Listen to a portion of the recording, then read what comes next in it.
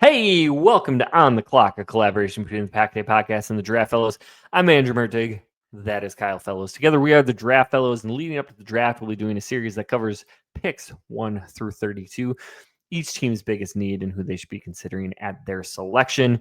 You can check out the video of all 32 episodes on the Draft Fellows channel on YouTube. The audio versions for the previous 22 episodes are on the Pack a Day audio channel. And Kyle, 22 episodes down, but now the one that we have been waiting for. The one. We've made it. This is episode 23 at pick 23 with your Green Bay Packers. And so we're excited to have this a little bit fuller conversation than maybe we've spent on some of these other teams, because I think it matters to us a little bit more, right? Like, this is our team, and these are the decisions that the Packers are going to have to make really in just a couple of weeks here. And so we always kind of open these up by talking about the needs of the team and what direction they could go, especially early in the draft.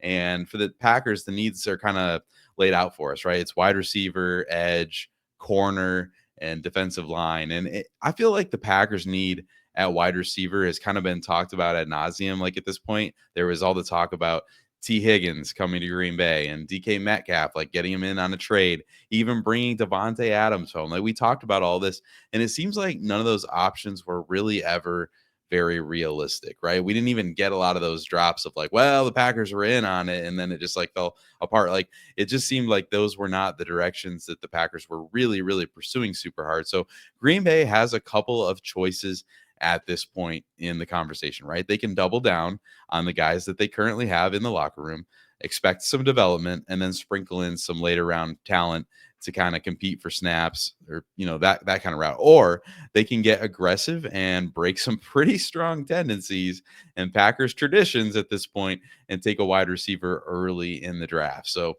some decisions to be made. We'll see what happens there at wide receiver. But wide receiver might not even be the biggest need for this team. It's probably the one that's talked about the most, but they need edge help, right? Rashawn Gary is a good player, but he needs help on the other side. Is Lucas Van Ness going to live up to his draft pedigree and take that step forward that we hope he does? We just don't know yet, right? And then Green Bay probably needed to add to the defensive line before TJ Slayton left for Cincinnati. And then Slayton wasn't all that great last year, but he did play 500 snaps for the defense. So they're going to need to add a big body to that room to get in on that rotation with Kenny Clark, Devontae Wyatt, and Carl Brooks. And then corner is maybe the biggest need of all. We're just keeping this thing the needs that this team has. But at the time of this podcast, we don't know the status of star corner Jair Alexander. We assume that he's going to be playing elsewhere in 2025, but we just don't know for sure.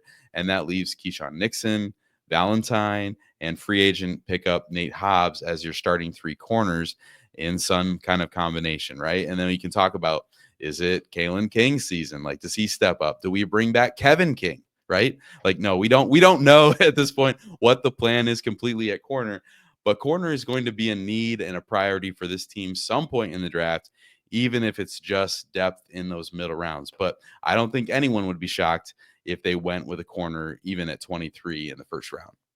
Yeah, and we can talk about potential trades, and we've talked about this with other organizations. Like, would they like to trade up? I think in the Packers case, there might be a player or two that could slide into the early teens that might be tempting to move up, because there is a pretty big talent gap in this class once you get past probably the top 8 or 9 players. And then there's sort of this like long stretch of players that are going to have somewhat similar grades going all the way from the early teens probably through the middle of the second round. And so for the Packers, it would be really beneficial to trade down, but we've been saying that about almost every team. And so is there going to be a partner that wants to move up? And who knows what that would be for? Maybe a team's trying to get in and strike for a quarterback, although there's not a ton of quarterback needy teams coming after the Packers. It would be very beneficial for Green Bay to be able to slide down. If they slide out of the first round completely, I don't think that's going to be super popular amongst the hometown fans at the draft.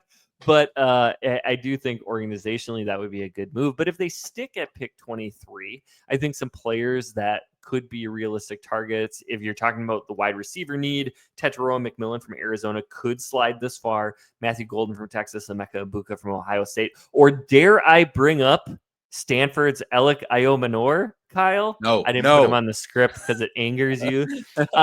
We could talk about defensive lineman Kenneth Grant out of Michigan. He's been projected all over the place in the first round. Yeah. Derek Harmon out of Oregon, who has been widely connected with Green Bay. Darius Alexander from Toledo. Walter Nolan from Ole Miss. There's a glut of defensive linemen in this class. Edge. I don't think Shamar Stewart from Texas A&M is going to be here, but if you believe some mock drafts, maybe the Packers had him in for a pre-draft visit, so that's at least interesting. Michael Williams from Georgia, Mike Green from Marshall, all names to watch at edge. And then corner, this is a good class at cornerback as well. Maxwell Harrison from Kentucky, Azare Thomas from Florida State, Trey Amos from Ole Miss, Jahdae Barron from Texas. I mean, the list kind of goes on and on. There's going to be some quality in the second and third rounds at corner as well. So here's the part where we talk about what players we think the Packers should be targeting at pick 23. Yeah, first I just want to say that I'm here for the total chaos of the Packers trading out of the first round with that pick, just to like see the chaos that would ensue, especially, you know, that there would be like a crazy player like on the board that everybody would want, and then they would announce that they've just traded away from that opportunity. A couple 100,000 people drinking Green Bay dry, and then sitting outside for 2.5 hours just to have the Packers trade out. I don't think that would be a lot of fun, but it can happen. It's the crazy thing is it's totally realistic possibility. They could totally do that. But I know that this wide receiver class isn't as good as the ones that we've had in the recent past, and Green Bay just seemingly doesn't take round one wide receivers, and I have a hard time thinking that they would take Emeka Egbuka after passing on JSN a couple of years ago. I love Egbuka, but it would just force them to play Jaden Reed outside a little bit more. I don't know if that's good or bad. I think Reed's done some nice things on the outside, but I don't know that it's really that much of a perceived fit with the offense, with the way that they want to do things. I don't know. But Goody likes big wide receivers.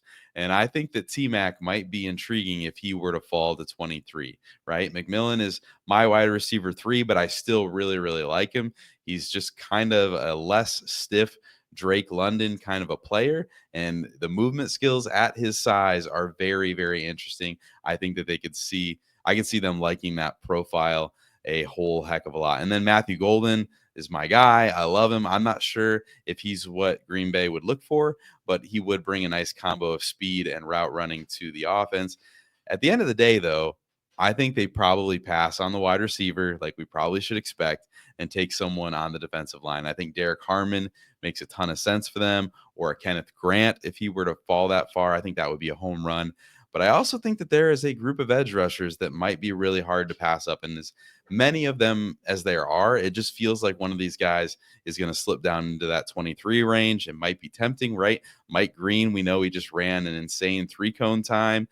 He's got the off the field stuff, but he would be a very much a change of pace kind of a player to what Green Bay has. James Pierce Jr., another guy who's a little bit lighter and leaner than maybe Green Bay prefers. Oh yeah, let's talk about one more smaller guy, Donovan Ezaraku, but he has the Boston College connection with Coach Hafley. So would be some pretty big pivots from what the Packers traditionally have targeted in their edge rushers, but would give them a little bit something different. And then, of course, Shamar Stewart, if he were to get there to 23, I think that Goody might physically run that card up to the podium himself. So lots of options, and I haven't even mentioned the corners, which we said was a big, big need for this team. Yeah, and you talked about like maybe those edge rushers are a little bit different what the Packers typically prefer. However, I will continue to make the argument that we don't know what Jeff Hafley prefers in his edge rushers yet. Yes. And so I think that is something to be cognizant of. And does Brian Gutekunst only draft players that sort of fit the traditional Green Bay way or his particular draft philosophy? Or is he drafting players that are going to succeed in the scheme that his coaching staff has? And I'm not saying either one of those is right or wrong. I just think that we don't necessarily have all of the answers, even though some people will tell you that they do, right? Like that the Packers, every player has to fit this certain script until they don't. The Packers don't draft linebackers in the first round until they did. They don't draft old guys in the first round until they did. And so, like, I'm not saying that they're going to go really far away in the extremes. Maybe James Pierce Jr. just is too far, too extreme for Brian Yeah. Gutekunst. But I could see a player like Mike Green or Donovan Ezerako, or maybe they really rock the boat and Jeff Hafley says, I'm pounding the table for my guy. So, we will see. I think two players, in addition to the ones you've mentioned, that I think are really interesting fits in Green Bay. Maxwell Hairston, the cornerback out of Kentucky, is someone I feel strongly would be a very Brian Gutekunst-esque sort of pick. He's super smooth, super athletic. He's a premium position player, and he fits a major need. And I think there's a little Jair Alexander to his game. I don't like how much of a striker he is. That was a big problem for Jair, given his frame, that he was not a tackler. He was a striker. And Hairston needs to maybe do a little bit better there or put on 10 pounds or something. But man, he is fun. Just so smooth, so athletic. But predictively, I think Mykel Williams out of Georgia is the most Packers player to ever Packer. He's under 21 years old, or he will be under 21 years old on draft day. He looks like he was built in the lab for an edge rusher, and he's a freak athlete. And it's not going to be my favorite pick, but I would totally understand it. And I think if you're looking to the past to predict the future, Rashawn Gary, LVN, Mykel Williams, kind of all made in the same lab. And so I think that would be something that I could definitely see the Packers doing on day one of the draft. The Packers never take players from Georgia in the first round, though, so that's that's a disqualifying factor. But yeah, I mean, I agree with you completely. There's a lot of buzz that Mykel Williams has been tied pretty heavily to the Carolina Panthers, and the Panthers don't always keep things in house super well. So a lot of love for Williams, maybe at that 8th pick. But this is a weird first round, man. Players going 8 could go at the end, and we just don't know. But you mentioned Maxwell Hairston needing to put on 10 pounds. Have you seen his update lately of him that he's put on 10 pounds.